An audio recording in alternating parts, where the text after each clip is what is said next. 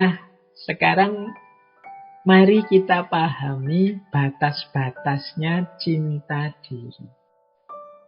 Cinta diri itu baik, cinta diri itu penting, cinta diri itu kuncinya kebahagiaan, cinta diri itu kunci kesuksesan hidup kita. Tapi hati-hati, ada batasnya juga. Ini saya ambilkan beberapa pikiran para filosof tentang batasnya cinta diri. Biar kita tidak keliru. Yang pertama dari Aristoteles, ini termasuk sesepuhnya para filosof. Cinta diri itu kalau dalam istilahnya Aristoteles namanya philautia. Ini teman-teman boleh buka bukunya Etikanya Aristoteles. Buku 9 bab 8. Ini tentang philautia. Kata Aristoteles, mencintai diri untuk mencapai keuntungan pribadi yang tidak beralasan itu buruk. Tetapi mereka yang mencintai diri untuk mencapai prinsip-prinsip yang baik adalah jenis kebaikan terbaik. Meskipun kata Aristoteles, jenis cinta diri yang pertama ini yang sering ada dalam diri kita.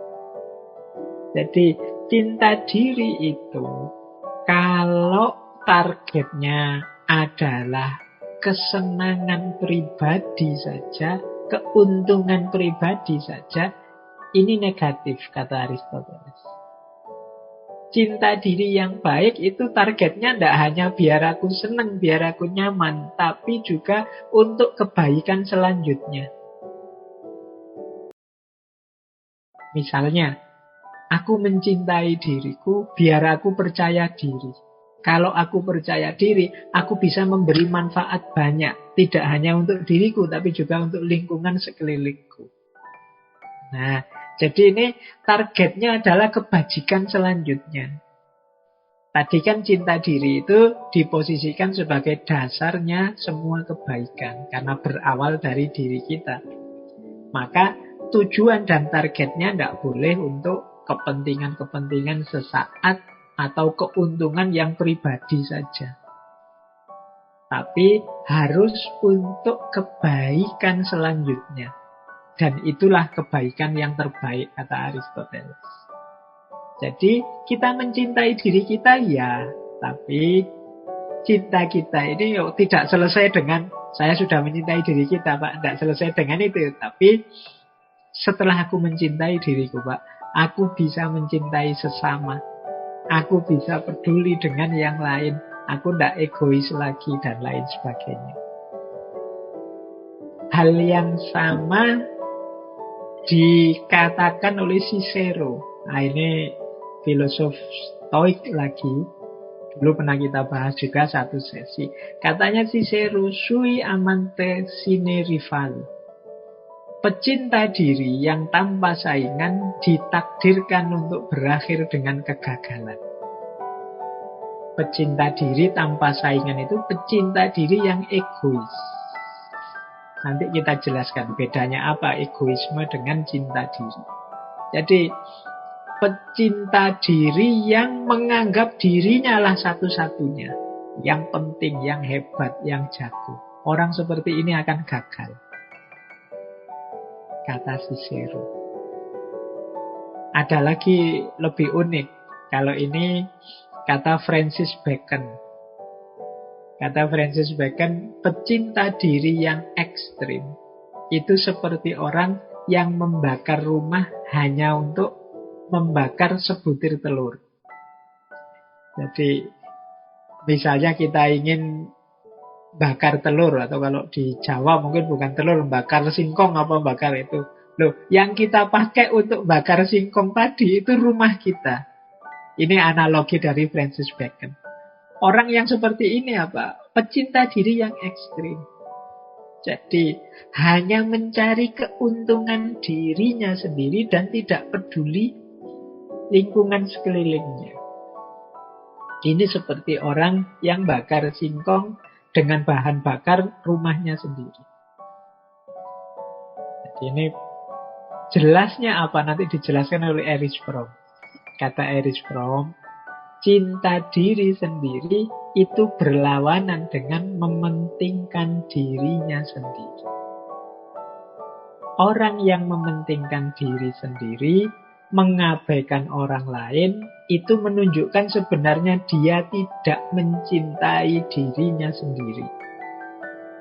Mengapa? Karena ia tidak tahu dorongan eksistensial dirinya untuk mencintai. Ia hanya menutupi dan mengkompensasi kegagalannya untuk memahami dirinya secara benar. Jadi, maksudnya Erich Fromm itu begini loh. Kalau kita mencintai diri kita, itu kan berarti kita memenuhi kebutuhan-kebutuhan diri kita. Nah, orang yang benar-benar mencintai dirinya, pasti dia peduli dengan orang lain. Mengapa? Karena dalam diri kita yang fitrah, yang asli, original, itu ada dorongan untuk hidup bersama yang lain, untuk peduli pada yang lain. Justru kalau orang itu egois, hanya mikir dirinya, sebenarnya dia belum mencintai dirinya. Mengapa? Kalau dia mencintai dirinya, dia akan memenuhi tuntutan jiwanya, tuntutan dirinya untuk juga peduli dan mencintai yang lain.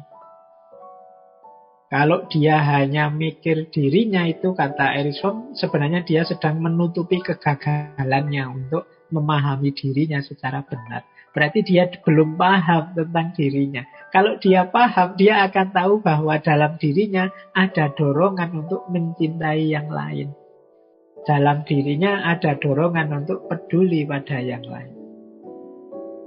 Jadi kalau ada orang kok egois sekali dan mengatasnamakan cinta diri, itu sebenarnya dia tidak mencintai dirinya. Karena tuntutan dari dalam dirinya untuk peduli pada yang lain tidak dia pedulikan. Berarti dia belum mencintai dirinya.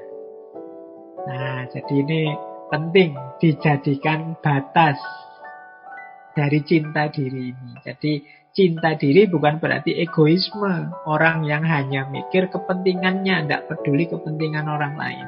Tapi orang justru buahnya cinta diri adalah kepedulian pada yang lain.